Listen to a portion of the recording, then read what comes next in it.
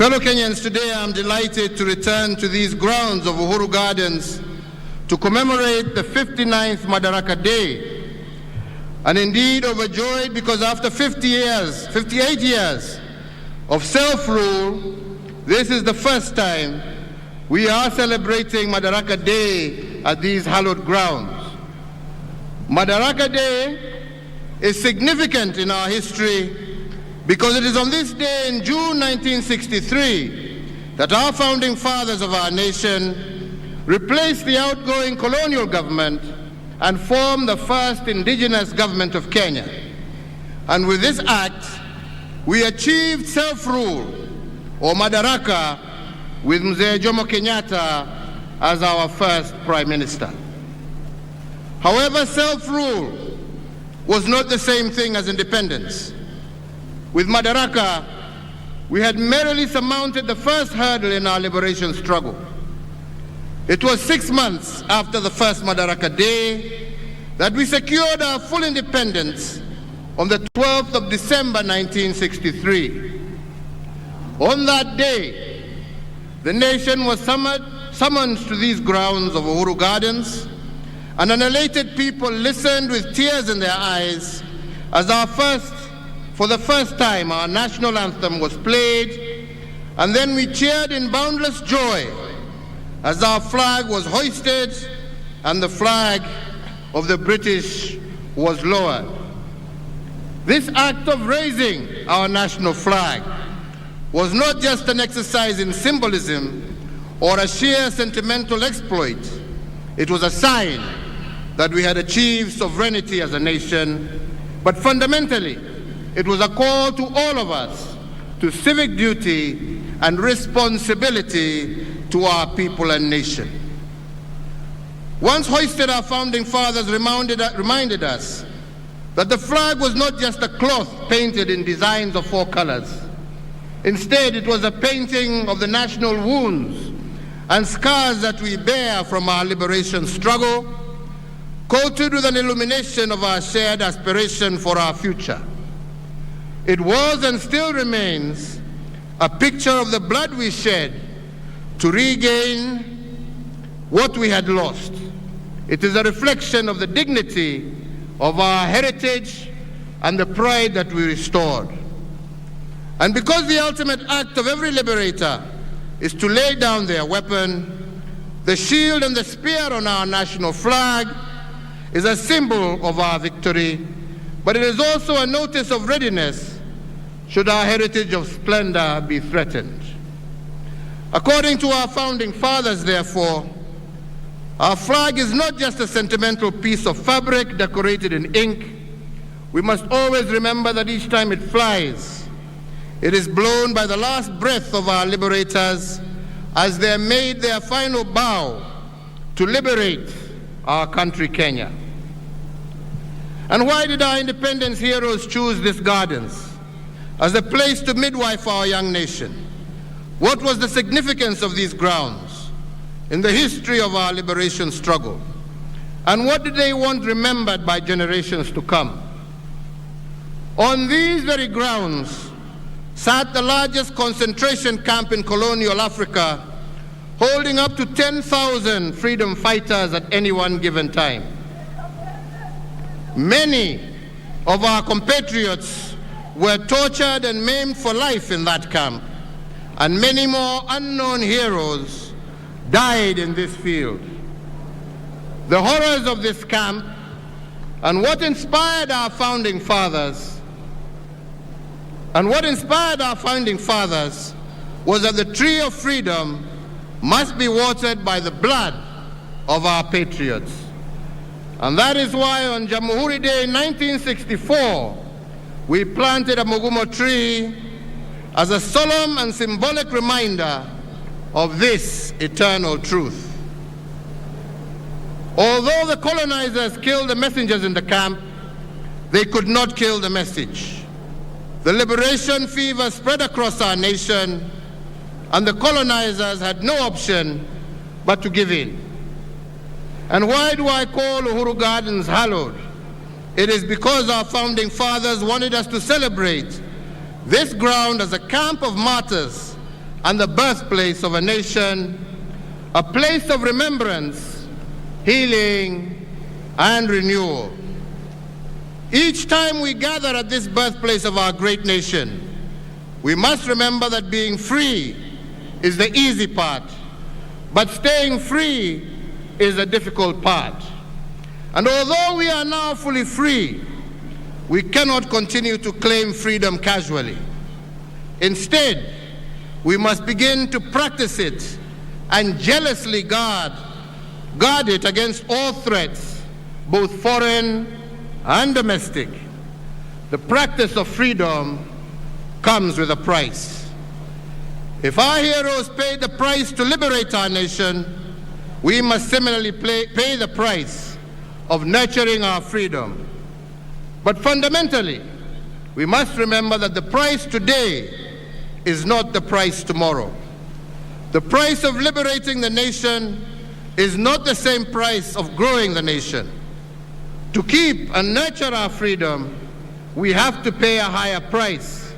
And part of this price is to be trustworthy stewards of what our founding fathers passed down to us. So my joy today is that we have been able to restore the sanctity and historical significance of Uhuru Gardens. Following many years of neglect, this historic site had become a den of thieves, and in fact it is on record that part of the 68 acres on which these grounds sit had fallen into the hands of unscrupulous individuals. We have reclaimed it and grabbed the site back and restored its dignity and purity. Yesterday I had the distinct honor of inaugurating these grounds as a monument and a museum of remembrance and a place of unedited history. And we have done this because a progressive nation does not hide its history. It confronts it and endures to correct it so as to change the future.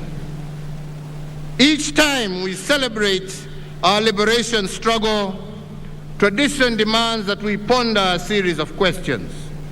Fundamentally, we must ask how.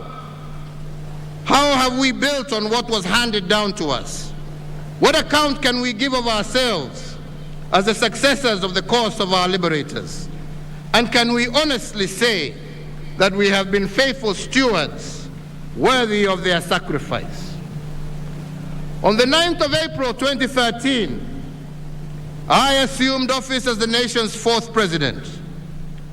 Today, 9 years and 2 months later to the day, in discharge of the mandate you bestowed upon me, my administration has built on the gains secured by the previous 3 administrations and strengthened our social fabric, making Kenya safer and healthier, fairer and just, a nation where justice is truly our shield and defender, reinforced our educational and technical excellence, integrated devolution as a way of life, and successfully led the nation through the worst global health crisis in a century, while also expanding economic opportunities for Kenyans.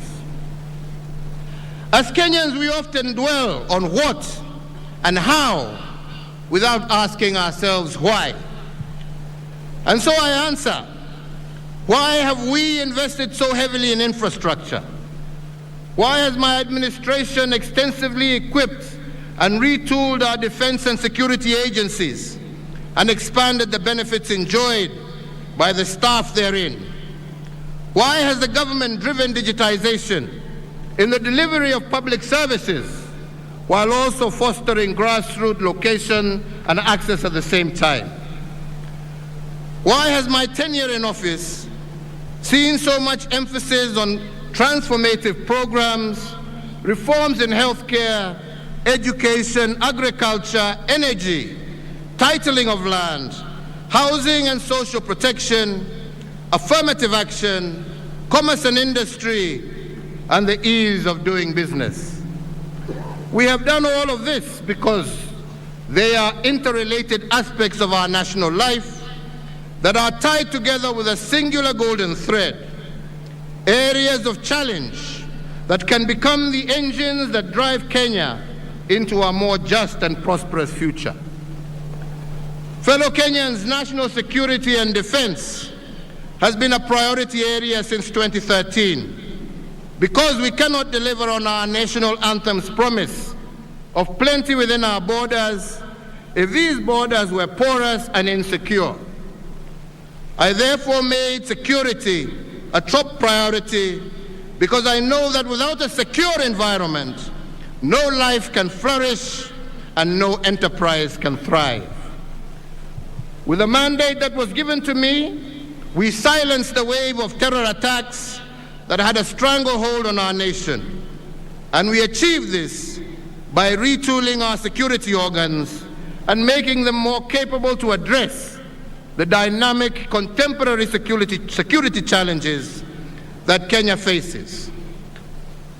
To all our security officers, because of your commitment to defend our nation and to squarely face new dangers, every citizen is able to participate in the social economic development of our nation. You have kept us free, you have preserved our way of life, and allowed us to enjoy the present as well as protect tomorrow, and we thank you for that service. In realizing equitable development through devolution, it was my distinct honor to be the president who received, fostered, and gave impetus to the devolved system of governance. Today, the results of our proactive and enthusiastic support are markedly visible from Makueni to Mandera, from Busia to Bungoma, from Mombasa to Meru, from Lamu to Laikipia, and from Turkana to Tharaka Nithi.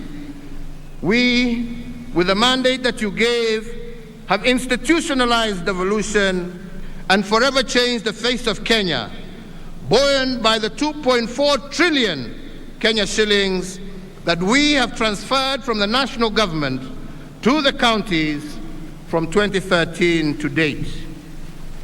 On the regional front, Kenya led the push to admit the Democratic Republic of Congo into the East African community. With this singular move, the East African Common Market grew by 90 million people, yielding a now expanded market of 300 million citizens and a consequent enhanced opportunities for our Kenyan enterprises. To exemplify this, I mentioned just one, Equity Bank, which is already breaking ground in DRC and is already the second largest bank in the Democratic Republic of the Congo.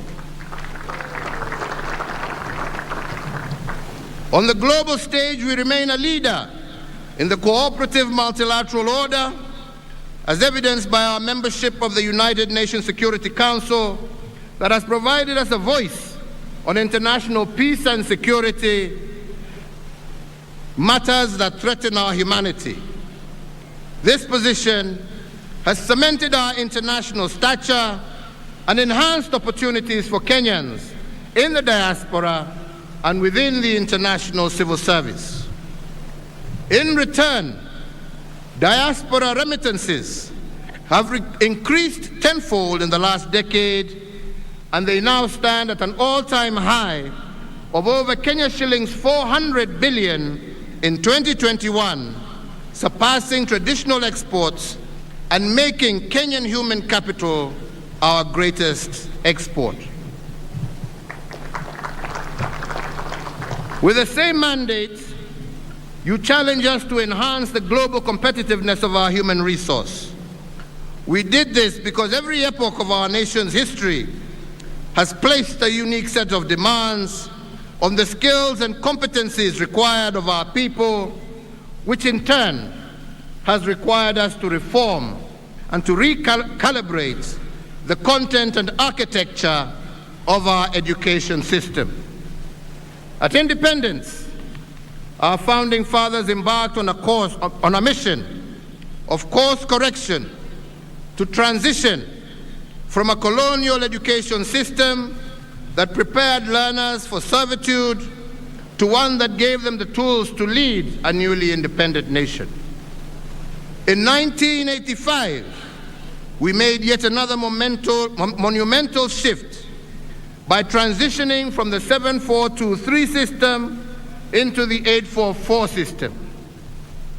But with time, fellow Kenyans, the 844 curriculum became inconsistent with the aspirations of our growing nation, particularly because of its overloaded curriculum and its focus on rote learning and the passing of exams as the ultimate goal of the system. As we began re-engineering it, we had to return to the foundational philosophy of education, and that is, citizens never fail. It is systems that fail them. And if the systems are inconsistent with the aspirations of the people, then the systems must be changed. The challenge of the day calls us to imagine a system that creates responsible citizens as opposed to subjects, a system that celebrates creative potential of all our children as opposed to one that leaves them with labels of failure if they do not pass exams. A system that brings about freedom to be creative and innovative as individuals. This is the promise of the competency-based curriculum, and that is why in December of 2022, the pioneer CBC class, now in 6th grade, will transition to junior secondary. And we believe, and given the manifest success achieved in such a short period of time, there is no turning back with respect to competency-based curriculum.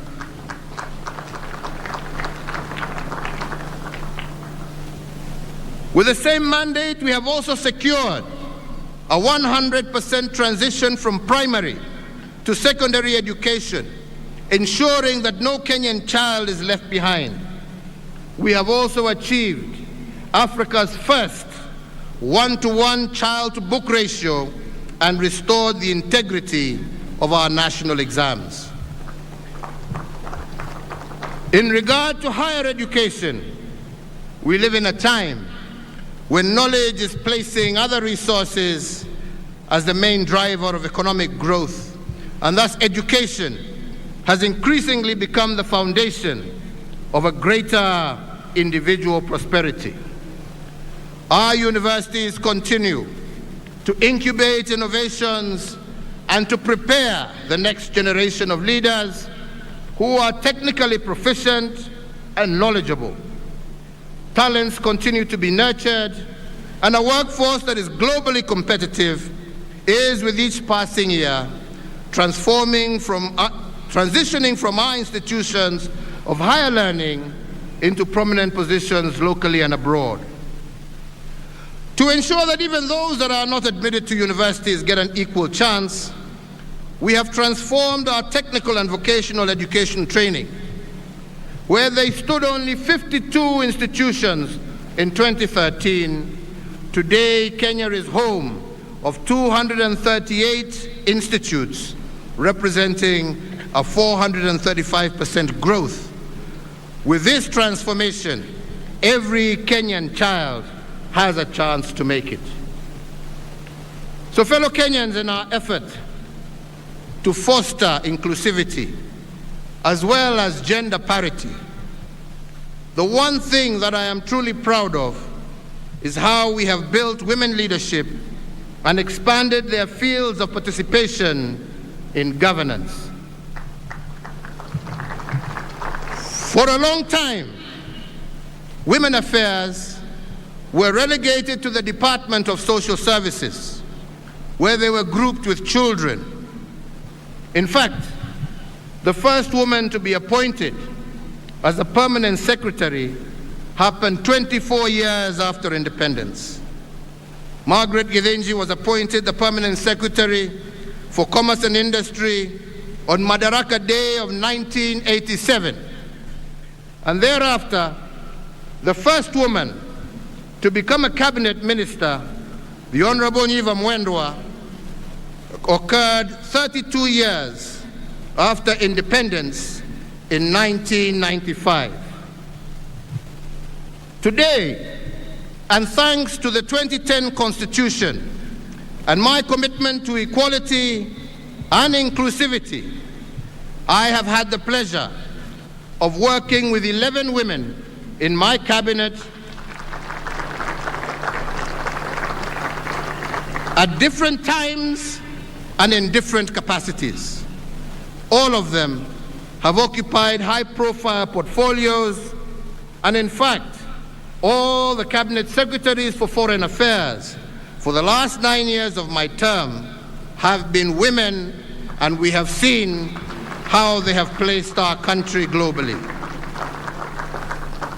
Of equal note is that my administration has also fast-tracked the promotion of women in leadership in our security sector.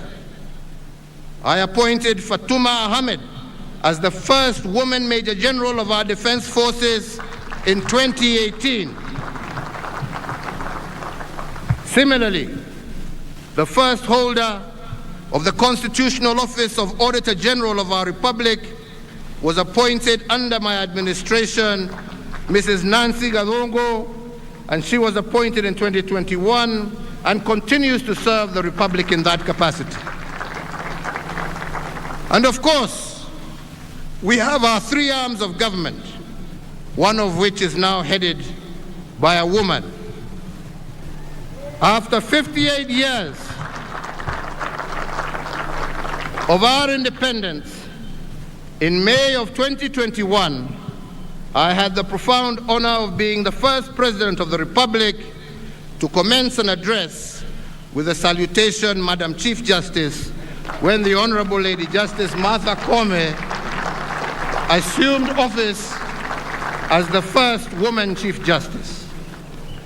We are also proud of the fact that Kenya's judiciary boasts a female Deputy Chief Justice, a female Chief Registrar, and many female principal judges and presiding judges across our superior courts. Going further, in August of this year, if it is the wish of the Kenyan electorate, we have a chance of electing a woman and shattering the glass ceiling by assuming the second highest office in the Republic of Kenya. So, ladies and gentlemen, if our women were part of the liberation struggle, advancing their cause intentionally is a duty that belongs to all of us.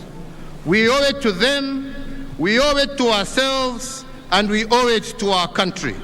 And I am indeed proud to have been part of this push for women leadership in our republic.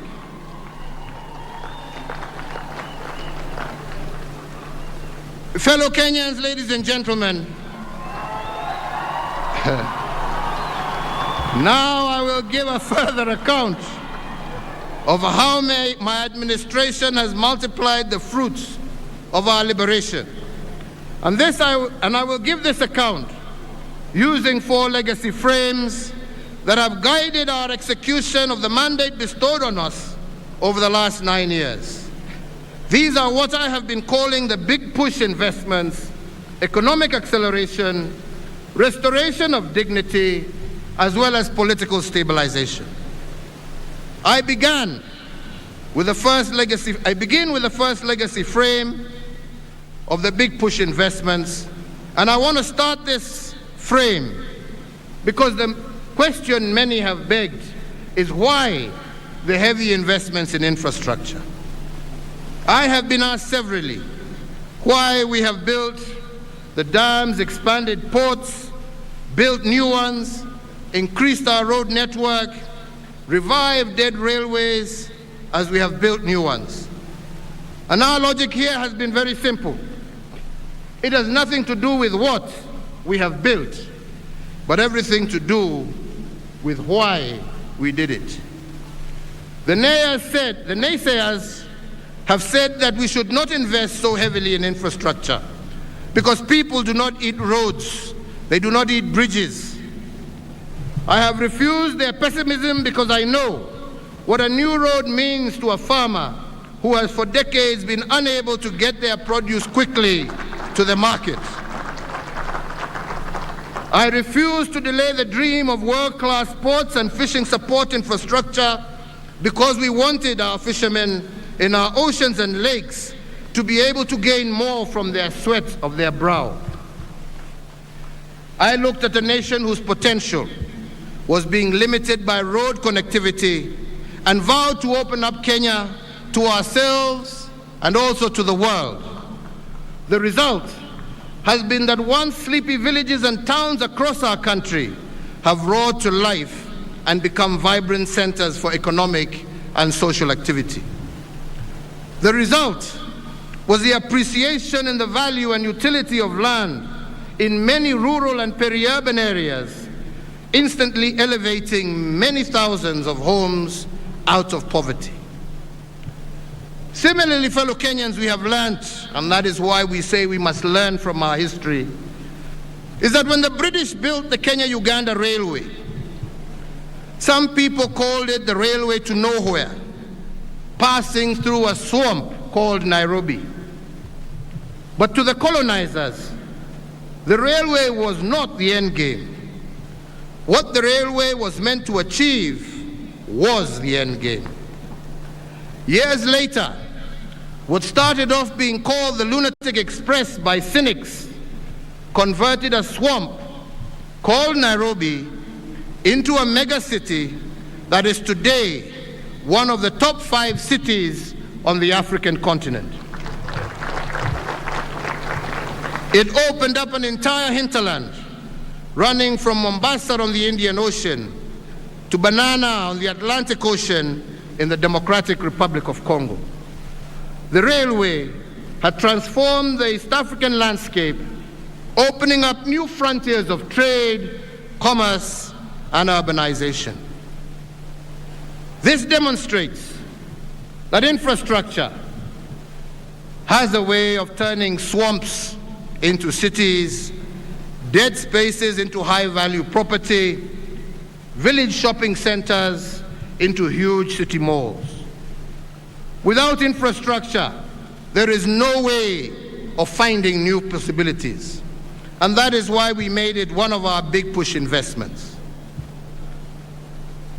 When my administration took over the helm of leadership, we knew we had only a maximum of 2 terms to accomplish a very ambitious agenda. And the challenge was that the bar set by my predecessor, the late President Mwai Kibaki, was a high one. To face this challenge, we had to first embrace what previous administrations had done and accelerate their achievements. That was part of the big push. Today, I am proud to record that if the 3rd Kenyan administration built 2,000 kilometers of tarmac road, we accelerated this achievement by building over 11,000 kilometers, which is close to 6 times what they built. In fact, truth be said, we have built more roads in 9 years than what all previous administrations combined, including the British, built in 123 years. Wapende wasipende, hiyo ndio ukweli wa mambo.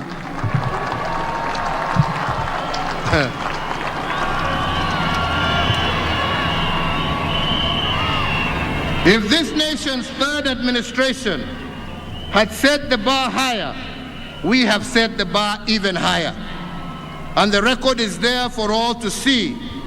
Across all 8 former provinces in each of the 47 counties, we have transformed our country 1 kilometer at a time. Our world-class infrastructure, from elevated expressways to floating bridges, have put Kenya on the global map. And as a result, we have distinguished ourselves as an investment destination of choice, a regional and continental hub, and a leader on the African continent. With the mandate you gave me, fellow Kenyans, we also transformed the way government services reach you. We did this through the introduction of Huduma centers, an online platform such as eCitizen, to make access to public services a fast and pleasant experience and not a toil that every citizen must endure so as to obtain basic services. Jamani, nipatie maji bana.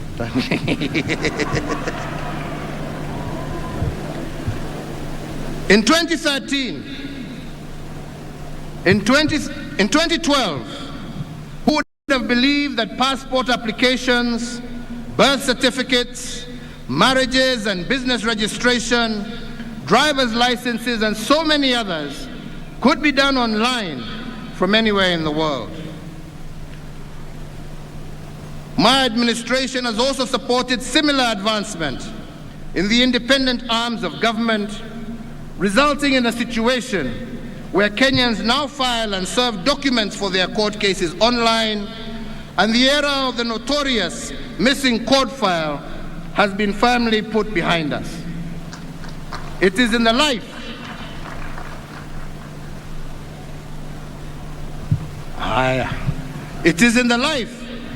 of this administration that a business can be registered online and a certificate issued on the same day, together with the KRA PIN and other statutory registrations. We did it because we know that it is our duty to facilitate your enjoyment of your social economic rights without unnecessary and cumbersome barriers. In the past, all land matters in Kenya were handled using a manual registry, and this made the Ministry of Lands a total den of corruption.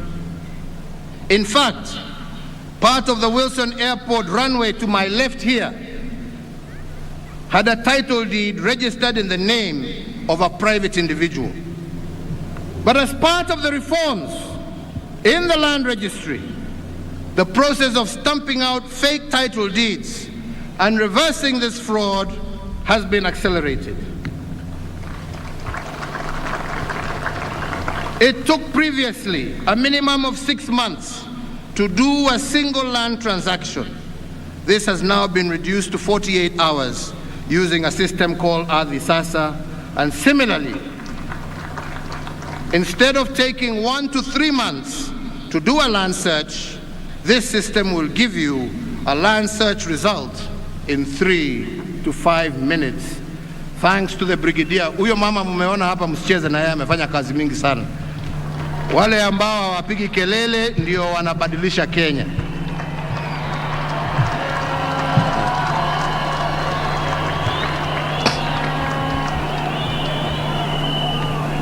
With the mandate you gave me, we have set a high bar for how and where government services should be provided. Never again will Kenyans accept that they must contend with long winding queues, pay the infamous and notorious facilitation fee to receive their rights, or to travel long distances to the nearest major town to receive even the most basic of public services. As the administration that assumed office on the signature pledge of being a digital government, the revolution that is the delivery of services online, coupled with the concept of Huduma centers, which we implemented, have changed the way Kenyans do business. In doing so, it has also created opportunities for Kenyans in the private sector and built an enabling environment for an ICT versatile society. It is in the tenure of this administration that we successfully transitioned from analog to digital television and radio, resulting in the country being home to 130 TV stations, up from 14 in 2013. 204 radio stations, up from 130 in 2013. These impressive figures do not lie, and this does not factor the massive expansion of the digital space that has seen many hundreds of thousands of Kenyans successfully monetize various digital communication avenues. Ndio unaona wengine wananitukana kila siku, ni sawa tu, waendelee. Ni haki yao. Besides jobs, through our expansion of the digital space, the government has enabled small and medium enterprises, regional, community, and church-based broadcasters throughout the country to create niche routes for direct engagement. The dividends of the investments in our undersea cable are also manifest. To fully seize the opportunities offered in this information age, our massive ICT investment has seen internet penetration in Kenya rise from 31.4% in 2013 to 93.9% in 2022, with cellular phone penetration increasing from 74.9% to over 131% in the last reported cycle. Indeed, fellow Kenyans, over the same period of time, money transfers have increased from 1.9 trillion shillings a year to 6.8 trillion shillings every year. Further, online jobs, not just here in Kenya, but globally, have secured close to 1 million jobs for Kenyans, while innovators continue to make waves globally from their very locations here in Kenya. So fellows and Kenyans, as we prepare to hand over the baton to the fifth administration, there are three critical areas that I believe a new administration should focus on, but mine are just suggestions. Mi naenda. Firstly, you cannot do the big push investments in dams, roads, and rail in an environment of corruption. I say so because we cannot lie, the devil of corruption is still alive and well here in Kenya. For the next administration to multiply our dividend and continue raising the bar, it must work from the inside out. It must not backslide on the corruption agenda. When corruption festers in government, you cannot fight it from the court of public opinion. You must fight it from the inside out. And that is why leaders elected must have the credentials and the will to continue this cleanup. Secondly, you cannot implement big push investments in an environment of political strife and hypocrisy. Many have doubted whether my government has achieved in the second term. But let me tell you, we have. And the record must reflect that this is true of all sectors. To name but one, during our first term, we built slightly over 3,000 kilometers of tarmac road. But the second term, we have completed close to 8,000 kilometers and over 6,600 kilometers of tarmac road are currently ongoing. And all of this, I strongly believe, has happened because of the political stability that we achieved because of the handshake.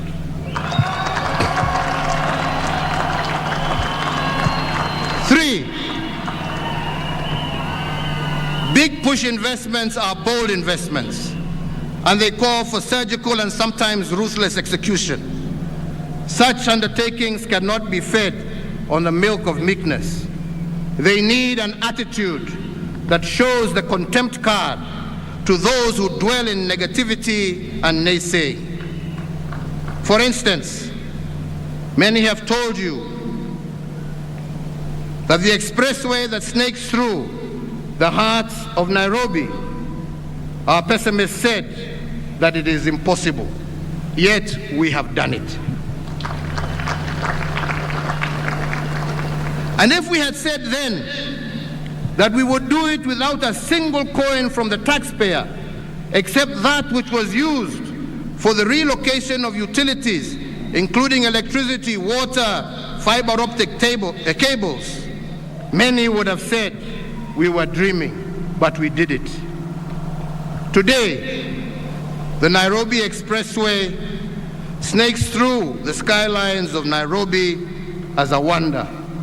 Under normal circumstances, it would have taken us 4 years to build it. But because we were determined to complete it, we have achieved it in a year and a half. Because we believed in Kenya, we believed in our people, and we believed in ourselves as a government. As an affirmation of the confidence we enjoy from foreign investors, we built the first expressway in Africa. This first expressway, the first in Africa, using private foreign capital. Indeed, we did this at half the time and at no project cost to the taxpayer. It is also notable that we were able to build it to international standards. With this signature project, we have opened up new possibilities for our own private sector investments, including equity and pension funds, to invest in public infrastructure and make decent returns. So fellow Kenyans, allow me to turn to my second legacy frame of economic acceleration. And for this, I mean multiplying the economic foundations of our nation at a rate that is outside the normal. The first limb will address how we are faring on production, and the second limb will respond to a question by many why we had to borrow in order to accelerate our fundamentals. Since 2013, we have used your mandate to ring fence and grow our traditional exports of tea, coffee, and horticulture. Across the country, coffee rates for 2022 are out, and we have nearly doubled our earnings made by the coffee farmer, from an average of Kenya shillings 60 per kilogram of cherry in 2013 to Kenya shillings 110 to 125 per kilogram today. Tea earnings from exports rose by 20%, from Kenya shillings 114 billion in 2013 to 136 billion in 2021. In 9 years, over Kenya shillings 454 billion have been paid to our smallholder tea farmers. In addition, ladies and gentlemen, in addition to our traditional export crops, we have stayed ahead of the curve by supporting the emerging crops that will bolster our agriculture and horticultural earnings for decades to come. Just to mention one, the avocado, which is on course to become a top export earner. In the last year alone, we earned 15 billion shillings from avocado exports, compared to 1 billion shillings in 2013. My administration has leveraged on improved diplomatic stances between Kenya and leading importers of the crop to negotiate preferential access for Kenyan avocado products. Another plank of this strategy was for employment creation is anchored on the Buy Kenya, Build Kenya policy. With this singular intervention, the supply of uniforms for our security organs, including footwear, have transformed our textile and leather industries and unleashed thousands of new jobs for our young people, in addition to the immeasurable pride in having the magical tag of Made in Kenya affixed to these items. To encourage leading motor vehicle brands to set up shop in Kenya and to restore our existing assembly lines, the procurement framework for motor vehicles by government and other security organs, we enhance preference to locally assembled vehicles. With this policy shift alone, a moribund industry of vehicle assembly that was once moribund and dead is once again alive.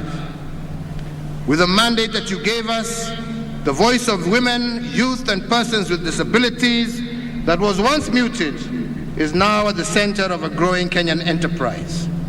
Through AGPO, a staggering 169.6 billion has been pushed through these historically marginalized groups. So fellow Kenyans, to address my second limb, why borrow? We must also first look at how other nations have prospered. It took England 200 years to industrialize. The United States of America, 160 years. Japan, 110 years. But China took only 35 years. And the four Asian tigers of Hong Kong, Taiwan, Singapore, and South Korea took 25 years to industrialize. And that is why the accelerated growth was called the Asian miracle. The secret to these miracles, ladies and gentlemen, was acceleration. They contracted their development timelines by implementing aggressive interventions and through policy choices that added their acceleration. In just one generation, they were at par with the Western world. The Afro-pessimists who are constantly out there bombarding us with nonsense will tell you that Kenya cannot replicate this miracle. But I want to assure you, they are wrong and we are right. Our accelerated path to economic growth has begun and must be maintained into the future. In just 9 years, we have moved from being the 12th largest economy on the African continent to the 6th largest economy, and we are still growing. In the same time, we have tripled the wealth of our nation from a GDP of 4.5 trillion in 2013 to close to 13 trillion today. As a mark of this remarkable growth, our tax revenues have doubled from Kenya shillings 800 billion in the financial year 2012-2013 to Kenya shillings 1.6 trillion as at April 2022. With the mandate you gave us, ladies and gentlemen, we are on a course to achieve the record-shattering projection of Kenya shillings 2 trillion in collections by the end of the current financial year. Fellow Kenyans, we have grown our road network almost 6 times, our power generation 40 times, connected more homes to electricity than any other country on the African continent. And we have done this in just 9 years. I do believe that the next administration can multiply these efforts to unprecedented heights. But to keep this acceleration, that 5th administration must borrow 2 lessons. One is that it is not possible to maintain the speed of our achievements in a contaminated environment. And this allows me to go back to the corruption cleanup that I started talking about. When we took over in 2013, we had some state corporations that were rotten from the core. We had to drain this swamp from inside out. But we had to balance this cleanup exercise with accelerated performance. Some have accused me of militarizing our country. I have no such intention. Kenya is a democracy and it shall always remain a democracy. But I did not hesitate and will not hesitate to use our discipline services to correct and to do that which others have failed to do.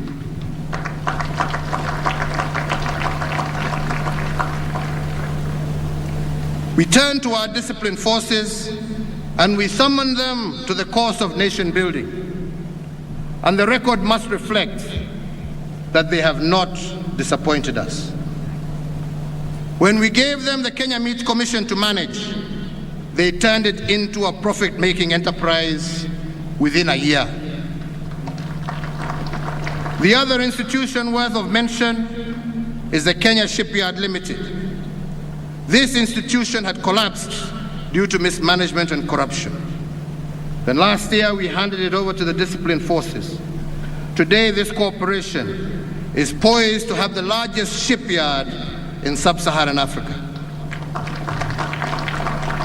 This, ladies and gentlemen, is evidence that in an environment that is not contaminated, things can be done. If we could build this park and the museum behind us using the disciplined forces in only 22 months, instead of the 10 years it would normally have taken, if we have begun restoring the glory of Nairobi using the Nairobi Metropolitan Services, I do believe it can be done. The second lesson that will keep our accelerated achievements afloat has to do with debt.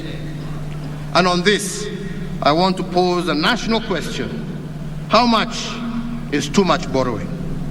When does borrowing become too much and unbearable to a nation? The only time debt is a burden to a nation is if a nation is led by looters. But in the hands of a visionary administration, debt is a catalyst for rapid development. And I will give but one example. When South Korea achieved her economic miracle in a record 25 years, it also achieved the rank of being the fourth most indebted nation in the world. But the South Koreans did not call it debt.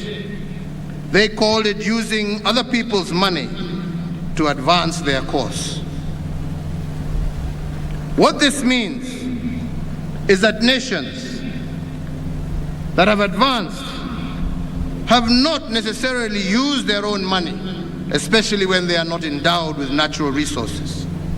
They have borrowed from others to catch up and to become world economic leaders.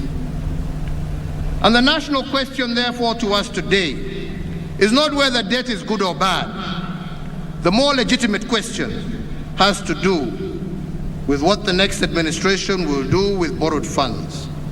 Will they end up in the private pockets, or will they be used to accelerate economic advancement? On my part, I believe we have used other people's money to close our infrastructure gap, to connect our markets. For example, when a maize trader in Kitale previously would take 3 days from Kitale to the border with South Sudan, with what we have borrowed and the roads we have built, we have ensured that that man from Kitale can be at the border of South Sudan in just 5 hours, not 3 days. Similarly today, any trader can travel on a tarmac road to 4 out of 5 of our neighboring countries and do so in record time. If we can transport 10 times more passengers with the SGR at half the price and at half the time, and move 3 times more cargo daily from Mombasa to our neighbors, then our borrowing has surely been worthwhile and paid tangible dividends. So to maintain the tempo of increased and accelerated achievement, the next administration should not shy away from using other people's money. Debt in a cleaned-up government is an enabler, not a burden. With the mandate that you have given us, the people summoned us to secure sustainable development and to foster intergenerational equity, and we honor this solemn duty. We honor Now, sorry, let me go back.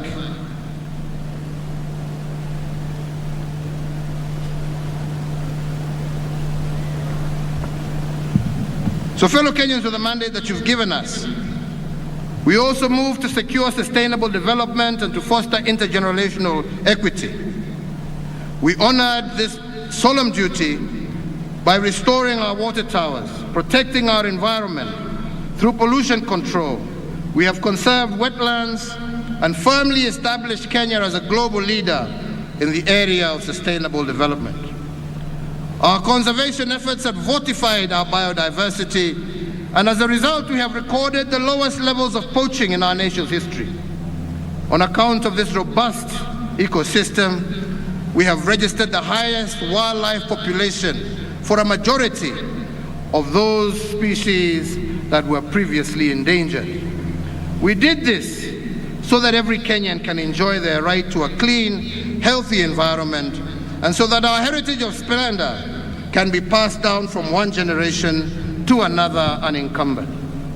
We have planted 1.34 billion trees, moving our forest cover from 6.99% in 2013 to 8.83% in 2022, and our tree cover to 12.3%, well over the 10% envisioned in our Constitution, and 8 years ahead of the target date that was set of 2030.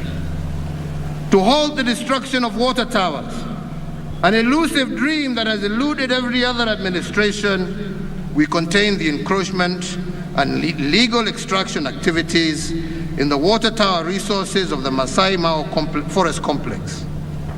We have also banned the use of polythene bags and saved marine and terrestrial life. We have moved also with the beautification of our urban areas, especially here in Nairobi. And this initiative has led to the emergence of our nation as a leader in climate change action and established a thriving green economy.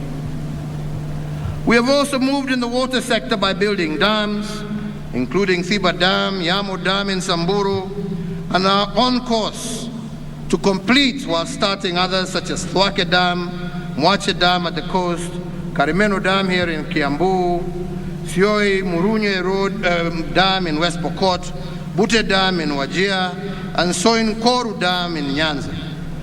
In total, we are currently implementing some 685 water and sanitation projects.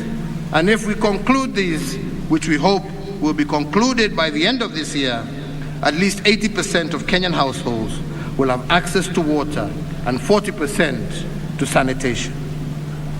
Today, we have 13 million Kenyans connected to clean water. Our irrigation has doubled from 374,000 acres to 664 acres currently. From independence, we had only produced 5 million title deeds. Today, we have added an additional 6 million title deeds, bringing our national aggregate to 11 million. We have also heralded the enactment of the Land Index laws, which should put a stop to the blight that is occasioned by bloated valuation figures in the process of compulsory land acquisition, thereby making it easier for us to complete public projects. We have also moved towards the restoration of dignity and political stabilization. And as we look forward to the August 9th general elections, we must ask ourselves, what is the purpose of an election? Let me pose this question more pointedly by using two examples. When we choose the legacy framework of restoration of dignity, we want to reduce the burden of dignity to our people, and this is why we have targeted health. Universal health coverage, which is something that we are very keen and have been keen on, has seen a growth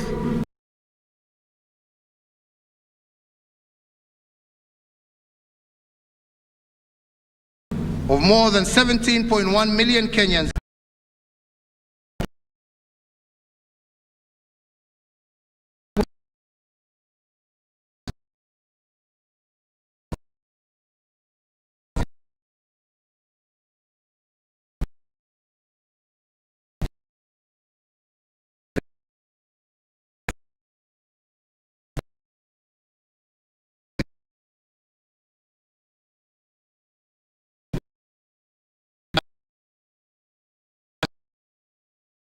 in our informal settlements.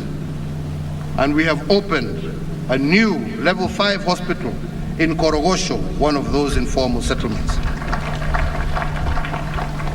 And although we have increased affordable access to healthcare, we have not yet done all we can, and there is still more to be done.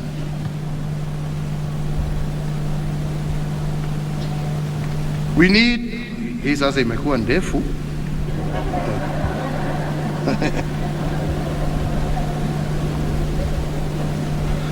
So ladies and gentlemen, let me try and conclude. While we have had the longest and most consequential period of transformation in our nation's history, it does not mean that the work of nation building is complete or that we are free from want as a country.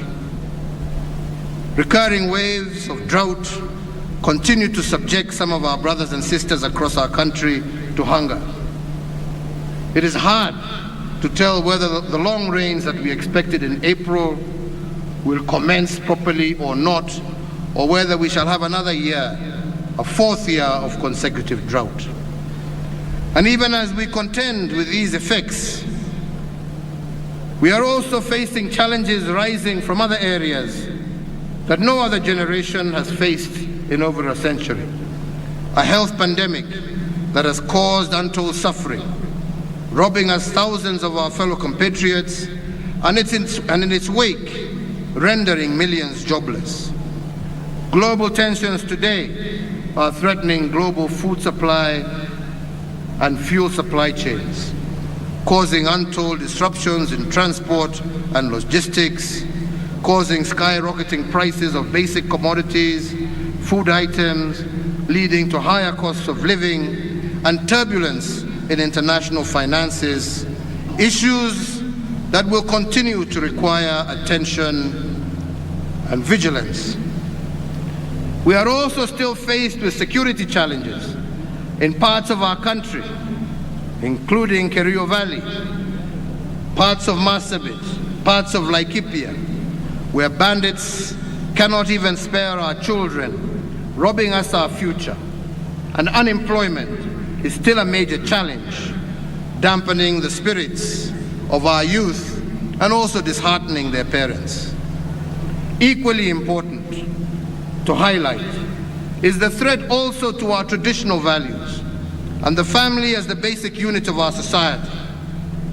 The evolving face of the Kenyan family is characterized in the 2019 national census, where families headed by single parents rose from 25.1% in 2009 to 38.2%. If unchecked, this trend shall destroy the fundamental character of Kenya and reap untold harm onto our most vulnerable and precious members, our children. So I urge all of us, including our religious leaders, our community leaders, and all concerned government agencies, to step up to the plate and make sure that the Kenyan family remains the strong and respected institution that it has historically been. So fellow Kenyans, my message to the nation today is that whereas we are claiming progress, we do not claim perfection. Yes, we have made commendable progress on the socio-economic front, but we cannot claim to have reached the pinnacle of our nation's potential. There is much more to be done to move our nation to the next level of development. The fourth administration that I have had the privilege to lead together with my colleagues has laid the foundation upon which the fifth, the sixth, and the seventh, and all future administrations can build. However, to achieve the shared aspirations of our people, successive administrations are called upon to foster national unity, and this is the single greatest enabler for sustainable development and shared prosperity for all.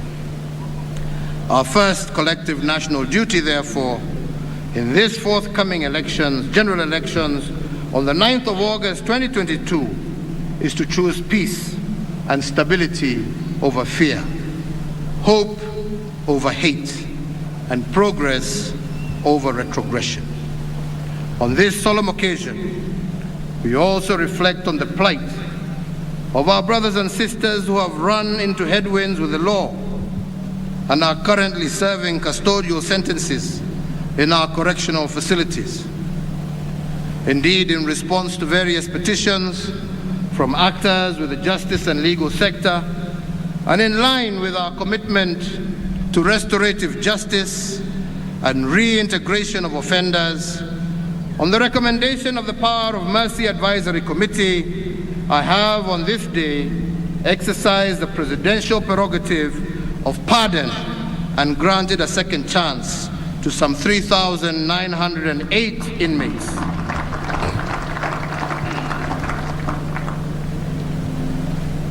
To those that have been pardoned, mine to you is that you should now be change makers in our society and restore faith and confidence in our criminal justice system. Reciprocate the generosity that has been shown by your motherland through this act of mercy with a high sense of civic duty and service to your country. Fellow Kenyans, ladies and gentlemen, kwa hayo mengi, with the eternal flame that we lit yesterday on the eve of Madaraka Day, and the first Madaraka Day held on these grounds, let us all commit ourselves to fanning the flames of freedom, democracy, prosperity, unity, integrity, and most importantly, peace, and our combined, collective, unceasing commitment to Project Kenya. May God bless you, and may God bless Kenya. Asanteni sana. Kwa heshima naomba sote tusimame kwa wimbo wa taifa.